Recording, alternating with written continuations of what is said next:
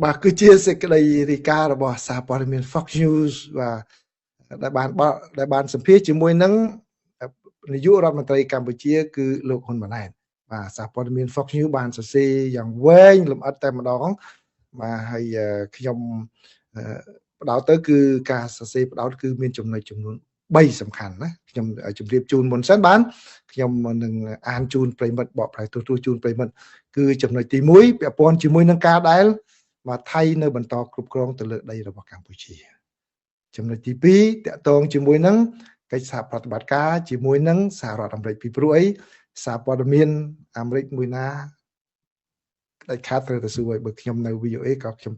មានឱកាសសម្ភាសគាត់ក៏ខ្ញុំទៅសួរដែរពីព្រោះអាមេរិកចង់ដឹងបាទហើយនឹងចំណុចទី3គឺនាយករដ្ឋមន្ត្រីកម្ពុជាបានថ្លែងអំពីកិច្ចសហប្រតិបត្តិការជាមួយនឹង FBI របស់សហរដ្ឋអាមេរិកក្នុងការបង្ក្រាប scam online បាទអញ្ចឹងដូច្នេះខ្ញុំជូនចំណុចសំខាន់ប៉ុណ្ណឹងហើយខ្ញុំសូមបកប្រែទូប៉ុន្តែមិនយកទាំងស្រុងទេបាទគាត់សរសេរលម្អិតល្អរបស់គាត់ណាបើប្រិមិត្តណាចេះអង់គ្លេសខ្ញុំនឹងដាក់ដំណរជូនហើយចូលទៅអានដោយខ្លួនឯងណាបាទបើយោងតាមសារព័ត៌មាន Fox News នេះគឺឲ្យដឹងថាការនាយករដ្ឋមន្ត្រីកម្ពុជាបានថ្លែងថាគឺកងកម្លាំងថៃនឹងនៅតែកំពុងកាន់កាប់ទឹកដីរបស់កម្ពុជាក្នុងតំបន់ទោះបីជាមានការសម្របសម្រួលពីលោកប្រធានាធិបតី Donald Trump ក៏ដោយបាទសារព័ត៌មានបានចាប់ផ្ដើមដោយរាយការណ៍ថាកាលពីឆ្នាំមុននៅពេលដែលប្រធានាធិបតីសហរដ្ឋអាមេរិកលោក Donald Trump បានជួយសម្របសម្រួលកិច្ចព្រមព្រៀងជប់បាញ់រវាងប្រទេសថៃនិងកម្ពុជាលោកបានប្រកាសពីជ័យជំនះលោកបានមានប្រសាសន៍ថាតើអ្នកណាផ្សេងទៀតអាចនិយាយបានថាខ្ញុំនឹងធ្វើការគ្រាន់តែហៅទូរស័ព្ទហើយបញ្ឈប់សង្គ្រាមរវាងប្រទេសដ៏មានអំណាចពីរគឺប្រទេសថៃនិងប្រទេសកម្ពុជានោះឥឡូវនេះកិច្ចព្រមព្រៀងនោះហាក់ដូចជាស្ថិតនៅក្រោមភាពតានតឹងខណៈដែលនាយករដ្ឋមន្ត្រីកម្ពុជាលោកហ៊ុនម៉ាណែតបានប្រាប់ Fox News Digital ថាកងកម្លាំងថៃបានវាយរុញច្រានចូលទៅក្នុងទឹកដីកម្ពុជាដែលកម្ពុជាបានកាន់កាប់ជាយូរមកហើយហួសពីខ្សែបន្ទាត់ព្រំដែនដែលមានចំនួនទីហ៊ានថៃបានបិទភូមិនានាដោយលូសបន្លានិងកុងតឺន័រដែលធ្វើឲ្យប្រជាជនកម្ពុជាប្រមាណជា 80000 នាក់មិនទាន់អាចវិលត្រឡប់ទៅលំនៅឋានបានទេនេះបើយោងតាមមន្ត្រីរបស់កម្ពុជាលោកម៉ាណែតបាននិយាយថាការកាន់កាប់នេះគឺហួសពីការទាមទារជាឯកតោភាគីរបស់ប្រទេសថៃអ្នកភូមិជាច្រើនមិនអាចត្រឡប់ទៅស្រុកកំណើតរបស់ពួកគេវិញបានទេនេះបើយោងតាមសម្ដីដែលលោកបានថ្លែងដោយផ្ទាល់រូបភាពនិងរបាយការណ៍ក្នុងស្រុកពីការប្រយុទ្ធគ្នាថ្មីបំផុតបង្ហាញពីការខូចខាតដល់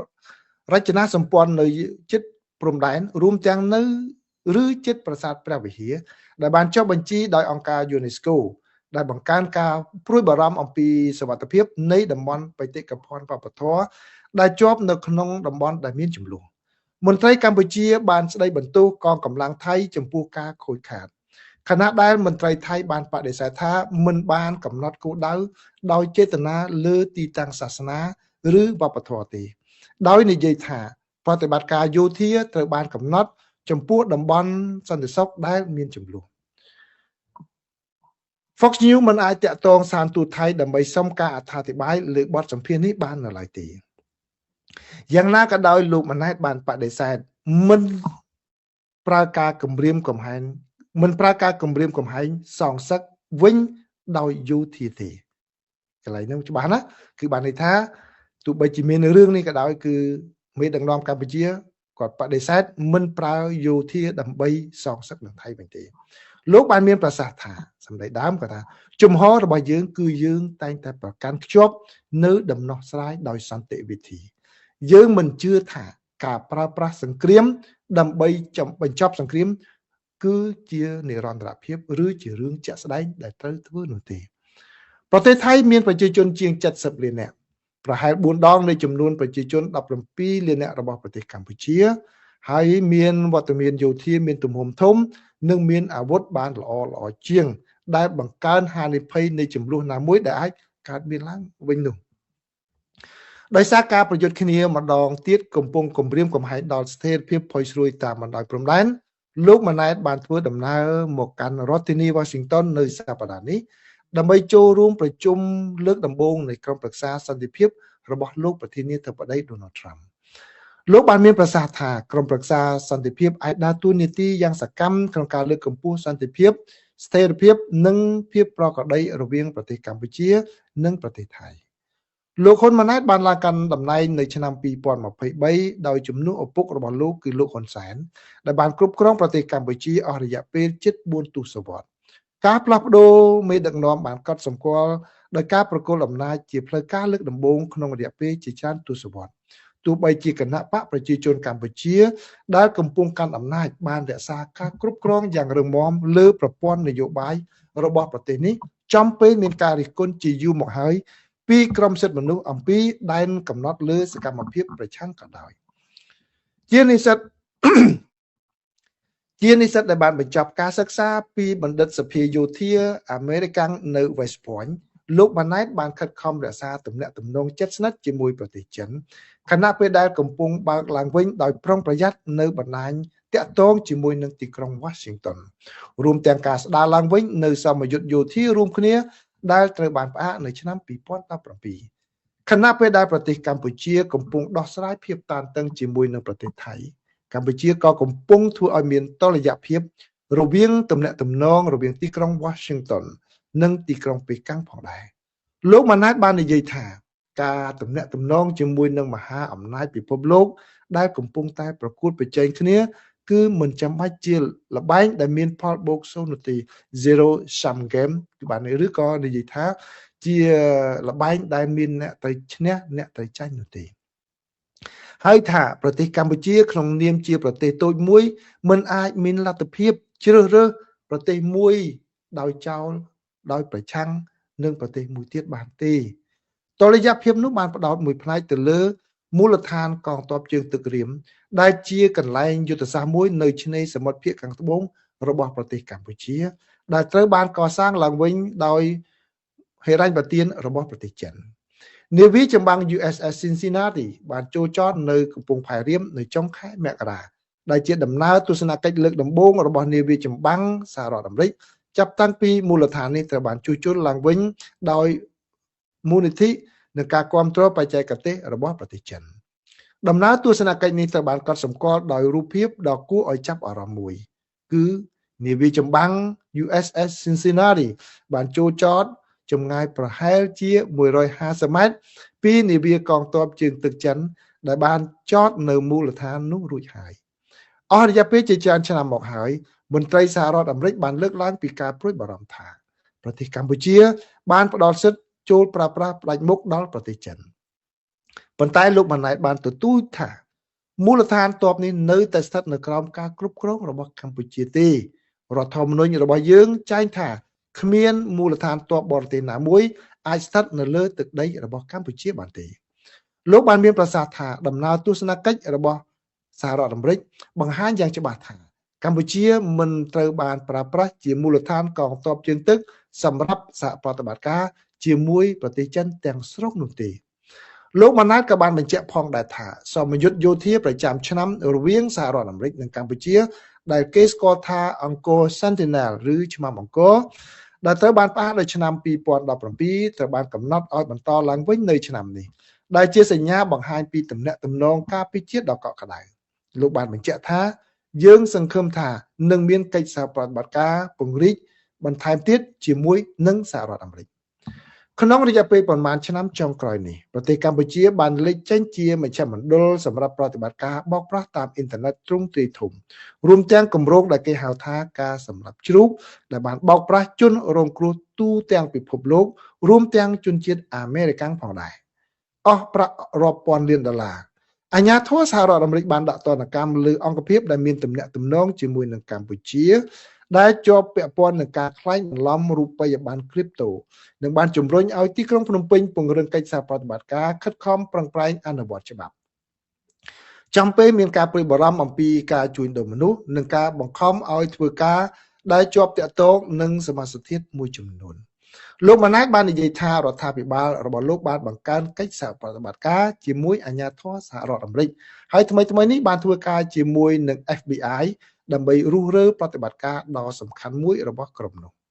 លោកបានមានប្រសាសន៍ថាថ្មីៗនេះយើងបានធ្វើការជាមួយនឹង FBI ក្នុងការបង្ក្រាបករណីដ៏សំខាន់មួយដែលពាក់ព័ន្ធនឹងអុកញ៉ាម្នាក់ដោយសម្ដៅទៅលើអ៊ីស្រាជនកម្ពុជាដែលមានឥទ្ធិពលម្នាក់គឺអុកញ៉ាហើយលោកបានបញ្ជាក់ថាយើងបានចាប់ខ្លួនគាត់ហើយយើងបានបិទនៅសមាជិកក្រុមមួយចំនួនធំហើយបាទនេះគឺជាការដកស្រង់របស់ខ្ញុំពីសារព័ត៌មាន Fox News ដែលមេដឹកនាំរបស់កម្ពុជាបានផ្ដល់បទសម្ភាសន៍បាទអញ្ចឹងសង្ឃឹមថាប្រិមិត្តអាចទទួលយកបានណាចំពោះការចែករំលែកព័ត៌មានរបស់ខ្ញុំនេះបាទអញ្ចឹងសូមអរគុណច្រើនណាប្រិមិត្តដែលផ្ដល់កិត្តិយសចូលមកស្ដាប់ខ្ញុំទោះបីជាមាននិន្នាការទៅខាងណាក៏ដោយមិនពេញមិនយល់ស្របនឹងជំហរការចែករំលែកបន្ថែមយោបល់របស់ខ្ញុំក៏ដោយក៏ខ្ញុំអរគុណដែរដែលបានចូលមកហើយស្ដាប់ហើយការចែករំលែកព័ត៌មាននេះបាទ Lauren ជំរាបសួរបងសម្ដេចហ៊ុនម៉ាណែតបានសម្ភាសជាមួយ Fox News ឲ្យបងចូលរួមអបអរសាទរសុផុនយ៉ានតាមដានបងអាចចេះវិភាគដោយខ្លួនឯងបានច្រើនបាទហ្នឹងហើយបាទសំខាន់ណាស់យើងបង្រៀនឲ្យចេះហែលទឹកបាទកុំបង្រៀនឲ្យតាមសូត្រមេរោគសូត្រតាមបាទវិភាគទៅឲ្យនិយាយរួមខ្ញុំរៀនក្នុងពេលកន្លងមកក៏គ្រូខ្ញុំបានប្រាប់តែគាត់ថាគាត់ចង់ឲ្យពួកខ្ញុំនឹងចេះជាងបកកាយជាងពួកគាត់អញ្ចឹងបើសិនជាប្រិមិត្តបានចូលរួមស្ដាប់ខ្ញុំតិចតួចហើយចេះជាងខ្ញុំបកកាយជាងនឹងទៀតព្រោះខ្ញុំមានអីសប្បាយណាស់ដូចខ្ញុំធ្លាប់បាននិយាយអញ្ចឹងពេលដែលខ្ញុំបរៀនអង់គ្លេសណាកូនសិស្សគាត់ទៅថ្ងៃក្រោយមកគាត់ខ្លាចទៅជាគ្រូបរៀនហើយគាត់មកសួរជួបខ្ញុំសួរវិញថាលោកគ្រូសប្បាយចិត្តទេបានកូនសិស្សលោកគ្រូខ្លាចជាគ្រូបរៀនខ្ញុំថាគ្មានអីរំភើបជាងហ្នឹងទេបាទបាទគាត់ទៅបរៀនប៉ាមានណាគេបានមើលពាក្យល្អមួយសិនlike គឹមគួនកូនសិស្សលោកគ្រូកំសែងសុទ្ធតែជាអ្នកស្រឡាញ់សន្តិភាពនិងយុត្តិធម៌បាទអរគុណបាទហើយនឹងបាទសន្តិភាពនឹងឬក៏យើងថាយើងប្រកបដោយធម៌ក្នុងចិត្តខ្លះទៀតផងឲ្យមានមេត្តាករុណាគេផងបាទទៅយោគយល់ពីមុននឹងយើងខឹងគេខឹងយើងនិយាយចាំប៉ុណ្ណេះជាមួយខ្ញុំឲ្យរៀនគិតពិចារណាទៅខ្ញុំចង់និយាយចឹងអ្នកដែលគាត់ខឹងយើងទៅជាប្រតិបដាសាយើងតាម Facebook ហ្នឹងណាអានេះទៅកំហឹងគាត់ពុះកញ្ជ្រោលនៅក្នុងខ្លួនខ្លាំងណាស់ដៅខ្លាំងមែនតើតម្រាំមកគាត់និយាយចេញហើយតាមក្បួនចិត្តសាស្ត្រពេលដែលគាត់និយាយចេញហ្នឹងហើយគាត់ចាំមើលយើងថាយើងឆ្លើយមិននៅពេលដែលគាត់តាមមើលយើងអត់ឆ្លើយគាត់កាន់តែក្តៅអញ្ចឹងបានថាយើងសោកយើងអាណិតគាត់ទៅវិញទៅបាទបានន័យថាយើងបានចូលរួមចំណែកខុសមួយដែរដែលធ្វើគាត់ក្តៅហ្នឹងអញ្ចឹងទោះបីជាការពេលខ្លះគាត់ក្តៅនឹងក្តៅខុសរឿងក៏ដោយបន្ថែមទៅមិនបើយើងស្ងប់ទៅក៏វាស្ងប់ទៅបាទចាំមកថាអ្នកខ្លះខ្ញុំឃើញតែ Facebook និយាយចេញមកឃើញតែជេរនេះជេរនោះគ្រប់រឿងខ្ញុំថាក៏មកឆេះក្នុងខ្លួនណាកំហឹងហ្នឹងគឺថាជាប់ជានិច្ចនឹងឆេះក្នុងខ្លួនមកទៅកាត់ចោលខ្លះ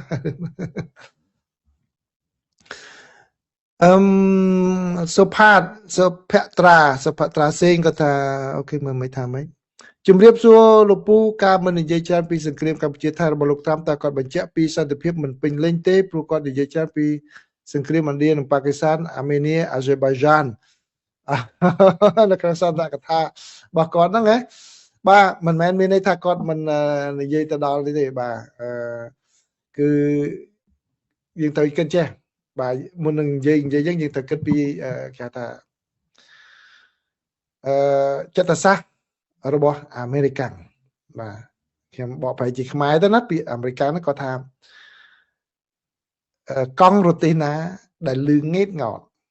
គឺជាកង់រទេះដែលទទួលបានខ្លាញ់យល់ទេបាទកង់រទេះណាមកគេដាក់ខ្លាញ់ណាដល់ឲ្យវាបាត់លឺសូងេតងោតឬក៏គេនិយាយមួយយ៉ាងទៀតថាក្មេងណាដែលមិនយំក្មេងណាដែលយំបានគេបញ្ចុកទឹកដោះគោបាទអញ្ចឹងដូច្នេះដោយចូលលើទិសស្ដីនេះខ្ញុំគិតថាថៃគាត់ខិតខំព្យាយាមតាមរយៈរដ្ឋមន្ត្រីក្រសួងការបរទេសគាត់បញ្ជូនចេញហ្នឹងដើម្បីឲ្យដឹងឲ្យគេយល់ថាស្ថានភាពនៅកម្ពុជាហ្នឹងគឺដំណើរការដោយរលូនទេអត់មានអីទេបាទឃើញគាត់ខំនិយាយបដិសេធជាមួយនឹងមេដឹកនាំកម្ពុជាលោកហ៊ុនម៉ាណែតនិយាយរឿងថៃនៅបន្តការកម្មគាត់ថាចេះនិយាយនេះអត់មានអីផងអញ្ចឹងពួកគាត់គេខ្លាចគេចាប់យកបញ្ហាហ្នឹងមកនិយាយច្រើនឃើញទេបាទអញ្ចឹងឆ្លើយមកសំណួរសុភត្រាវិញហ្នឹងគឺ យ៉ាងចង់មិនចង់បញ្ហានៅប្រទេសកម្ពុជាគឺត្រូវបានភាគីមួយចំនួនទាញឲ្យទៅច្រកហ្នឹងចឹងហើយបានមេដឹកនាំកម្ពុជាលោកមកនិយាយនេះដើម្បីឲ្យដឹងថាបញ្ហានេះគឺមិនទាន់ចប់នៅឡើយទេនៅមានបញ្ហាច្រើនចឹងហើយបានជា headline នៅគ្រប់សារព័ត៌មានធំទាំងអស់គឺតកតងនឹងប្រតិកម្មជំហររបស់ប្រទេសកម្ពុជាដែលថាថៃនៅបន្ត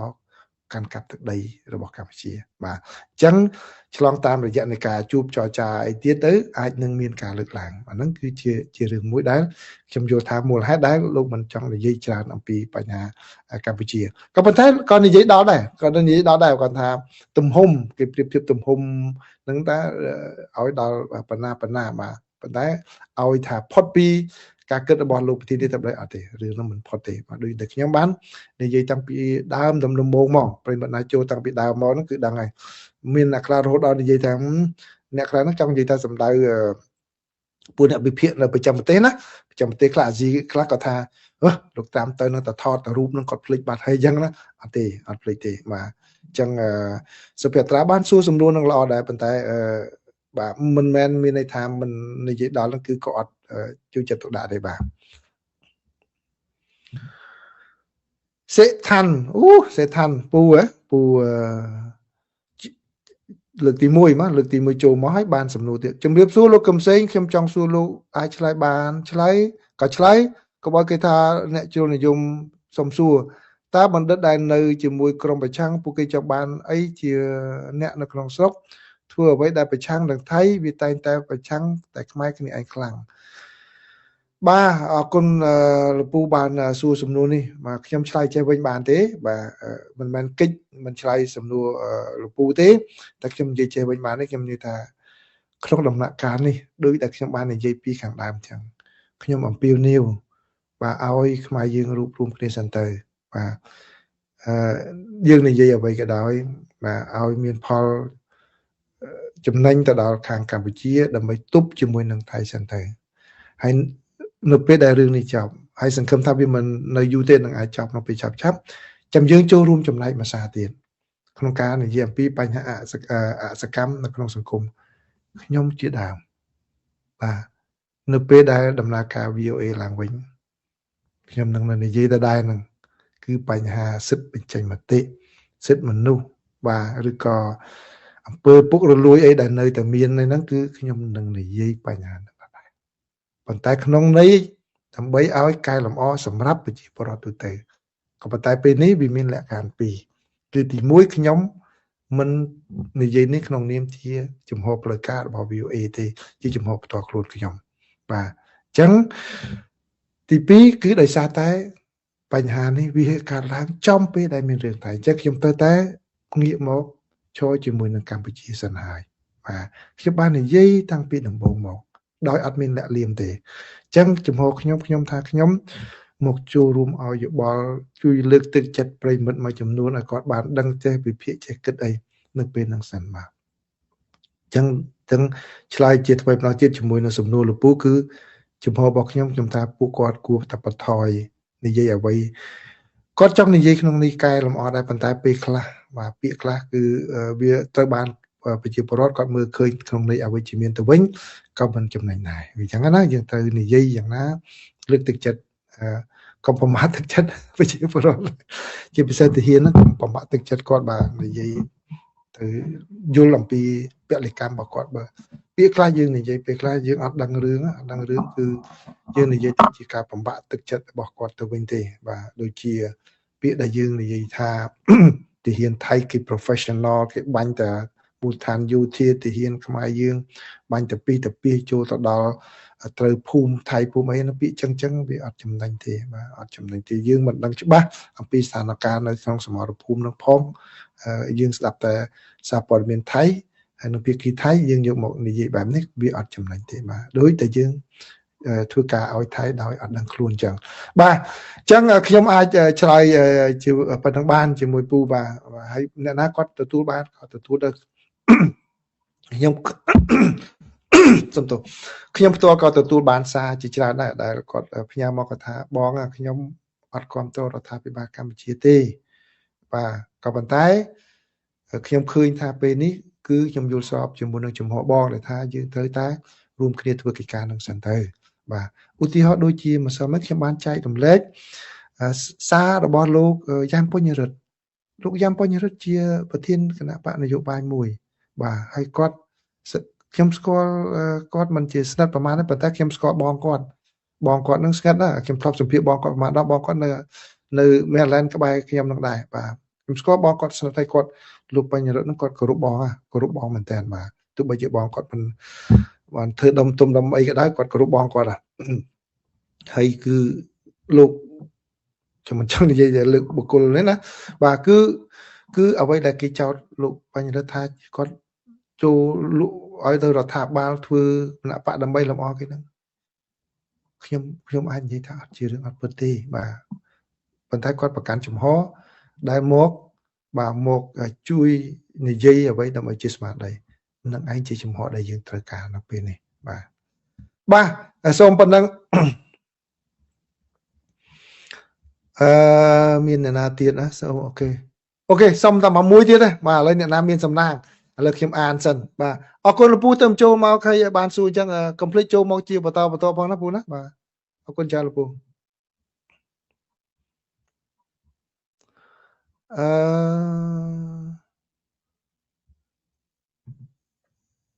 សុផាតមិញក៏ណាបាទអូខេអរគុណច្រើនចំពោះពាក្យពេចន៍ល្អ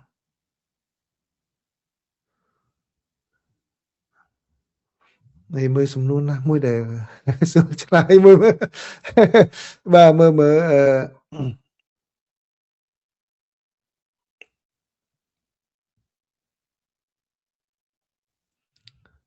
what up ពីគាត់ហើយ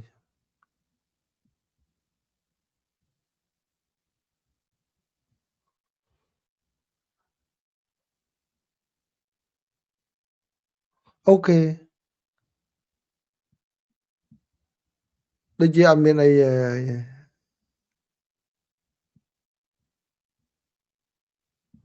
បាទអញ្ចឹងមើលសុំឆ្លើយសំណួរមួយទៀតមកបាទសុផាតសុកអ្នកណានៅខាងលើមានសំណួរនៅខាងលើទេអូខេ